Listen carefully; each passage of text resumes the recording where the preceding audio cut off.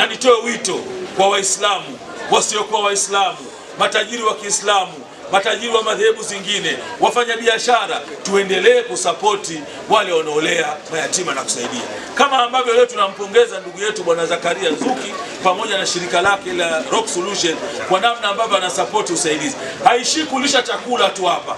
Hivi leo kuna watoto zaidi ya 100 watapewa vifaa vya shule kamili, watakabidhiwa hapa. Mmeona baadhi viko hapa kama semple, tutakabidhi hapa kwa maana wale watoto yatima watapata baadhi ya vifaa vya kwenda kuanzia shule. Kwa naona ndugu yetu Bwana Zakaria Nzuki hafanyi kwa maana ya kuwalisha tu, lakini anasaidia pia elimu yao, kwa sababu mtu mwenye kusaidia elimu ndio amesaidia maisha yako, amesaidia nguvu zako, amesaidia kila kitu chako.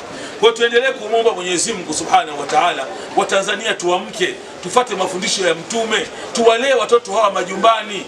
Na kama mnavyojua, jambo kubwa lililopotea katika jamii yetu ni malezi. Ikiwa mtoto mwenye baba na mama hana malezi, unasemaje yule ambaye hana baba? Malezi yake itakuwaje?